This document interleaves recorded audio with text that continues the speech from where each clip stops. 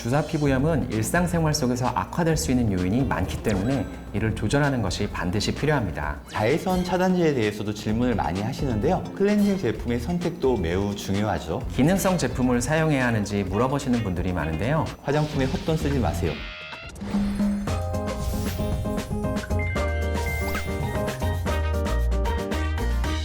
안녕하세요. 생기한의원 박지영 한의사입니다. 얼굴 피부는 작은 뽀드락지가 하나만 올라와도 신경이 참 많이 쓰이는 부위죠. 게다가 얼굴에는 매우 치명적인 피부 질환들이 발생할 수 있습니다. 아토피 피부염, 지루성 피부염, 접촉성 피부염, 주사 피부염 등등 다양한 피부 질환이 발생할 수 있는데요. 오늘 영상에서는 주사 피부염에 대해서 말씀드리겠습니다.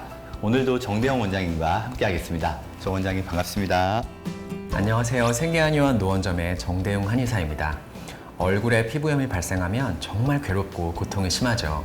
저 역시 얼굴에 발생한 아토피 피부염으로 오랜 기간 고생한 기억이 있다 보니까 오늘 말씀드린 주사 피부염에 대해서 평소보다 더 열심히 준비했는데요. 오늘 영상도 끝까지 시청하셔서 많은 도움이 되셨으면 좋겠습니다.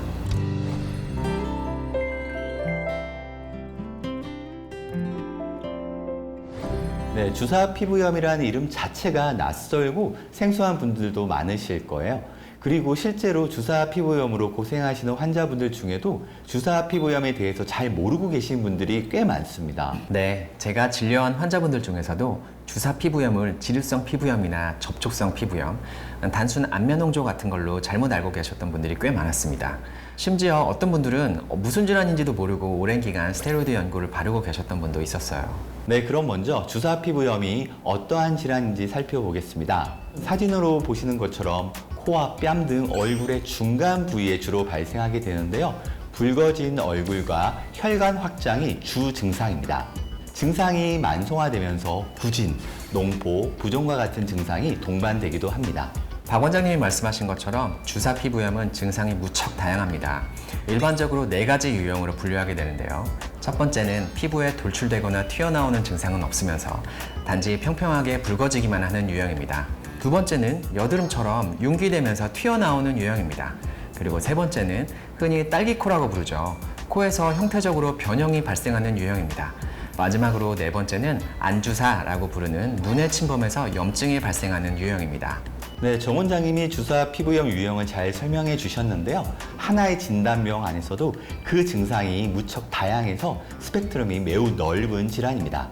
그만큼 주사 피부염은 진단이 어렵고 감별해야 하는 다른 피부 질환도 많습니다. 게다가 주사 피부염은 한 번 시작하면 오랜 기간 만성적으로 진행하게 됩니다. 그래서 주사 피부염이 의심된다면 전문가에게 진단 받으시기를 추천드립니다. 주사 피부염은 일상생활 속에서 악화될 수 있는 요인이 많기 때문에 이를 조절하는 것이 반드시 필요합니다. 과도한 햇빛 노출, 또 춥고 더운 날씨, 술을 비롯한 자극적인 음식, 그리고 감정적인 스트레스에 심한 영향을 받습니다. 뿐만 아니라 매일같이 사용하는 화장품에도 많은 영향을 받습니다. 그래서 이러한 악화 요인들을 최대한 피해야겠습니다.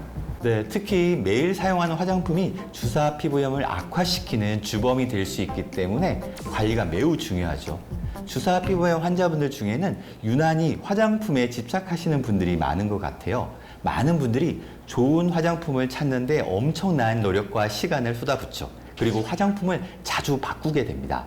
근데 사실 이러한 노력들은 주사 피부염 관리에 그닥 도움이 되지 않습니다. 오히려 주사 피부염 자체를 악화시킬 가능성이 더 높습니다. 네, 맞습니다. 제가 진료했던 환자분들 중에서도 좋은 화장품인 줄 알고 추천받아 사용했는데 더 나빠졌다고 그런 이야기들 하시는 분들이 굉장히 많았습니다. 그래서 저는 가급적이면 기존에 잘 맞는 것들, 그런 것들을 사용하던 것들을 바꾸지 마시라고 말씀을 드립니다. 오히려 기존에 사용하던 화장품의 개수를 줄이고 사용량도 줄여보시는 것이 훨씬 더 도움이 되실 것 같습니다. 네, 하나의 화장품은 무척 다양한 화학 성분으로 구성됩니다. 그래서 정 원장님이 말씀하신 것처럼 화장품의 개수를 최대한 줄여야 합니다. 화장품 다이어트가 꼭 필요한 것이죠. 사실 저 같은 경우에는 아예 화장품 사용 자체를 제한하기도 합니다. 너무나 극단적인 방법처럼 들릴 수도 있을 것 같은데요. 실제로 주사 피부염 치료를 받으신 환자분들 중에는 화장품 사용 자체를 중단하고 나서 빠르게 호전되신 분들도 많습니다. 저 역시 얼굴에 아토피 피부염이 심했을 때 보습제와 화장품에 대한 의존이 굉장히 심했던 것 같습니다. 누가 좋다고 하면 귀를 기울이게 되는 게 피부 환자의 마음인 것 같아요. 하지만 얼굴 피부는 다른 부위의 피부에 비해서 훨씬 얇고 예민하죠.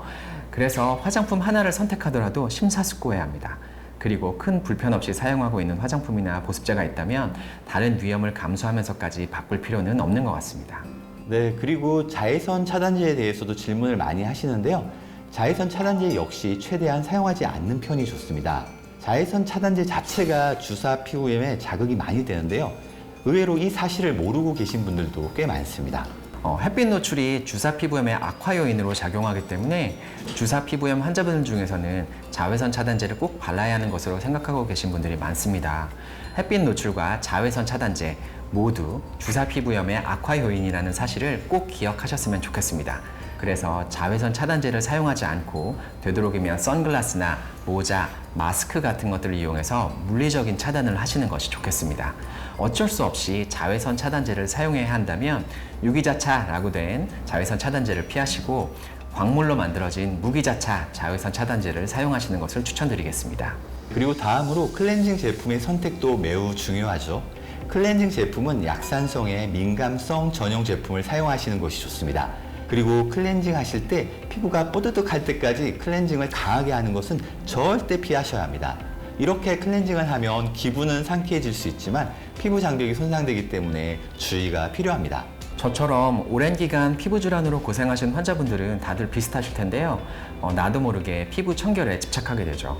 하지만 주사 피부염이나 아토피 피부염이 지저분해서 발생한 질환은 아니잖아요. 물론 청결하게 피부를 관리하는 것도 중요합니다만 피부 장벽을 자극하지 않도록 적절하게 해야 합니다. 특히 피부염이 심할 때는 청결이라는 개념보다는 피부 장벽을 보호하는 것이라는 개념을 더 염두에 두셨으면 좋겠습니다. 네, 그렇습니다. 정 원장이 매우 중요한 말씀을 해주셨는데요. 피부를 청결하게 관리하는 것과 피부 장벽을 보호하는 것이 때로는 서로 상충할 때가 있죠. 이런 경우에는 항상 피부 장벽 보호를 가장 우선하셔야 합니다. 꼼꼼하게 세안하는 것보다는 피부 장벽에 자극이 되지 않도록 가볍게 세안을 하시는 것이 더 중요하다는 말씀입니다. 주사 피부염 환자분들 중에 기능성 제품을 사용해야 하는지 물어보시는 분들이 많은데요. 결론적으로 기능성 제품도 사용하지 않는 것을 추천드립니다. 미백과 안티에이징 같은 그런 기능성 제품에는 피부 염증을 악화시킬 수 있는 성분들이 많이 함유되어 있습니다. 피부를 개선시키기보다는 염증이 있을 때는 염증 반응을 악화시킬 가능성이 훨씬 높은 거죠. 네, 주사 피부염과 화장품에 대해서 말씀을 드리다 보니까 화장품 찾아 산만리 하지 마세요. 화장품에 헛돈 쓰지 마세요. 이렇게 결론이 모아지는 것 같습니다. 화장품과 보습제에 쏟는 노력을 줄이시고 운동이나 음식 관리와 같은 다른 부분에 집중하시는 것이 좋겠습니다. 지금까지 주사 피부염에 대해서 말씀을 드렸는데요. 주사 피부염은 치료가 쉽지 않고 한번 시작하면 오랜 기간 고통을 주는 난치성 피부 질환입니다. 저희 한의원에도 주사 피부염으로 내원하시는 분들이 참 많으신데요. 저의 경험담을 말씀드리면 진료실에서 눈물부터 흘리시는 분들이 참 많습니다. 그만큼 마음고생도 심한 피부 질환이라는 것이죠. 그런 만큼 홈케어 관리가 매우 중요한 질환입니다. 특히 음식 관리도 매우 중요한데요. 다음 영상에서는 최신 논문을 바탕으로 한 음식 관리에 대해서 말씀드리겠습니다. 오늘 영상 보시고 궁금하신 점은 댓글로 남겨주시면 답변 드리겠습니다. 시청해주셔서 감사합니다.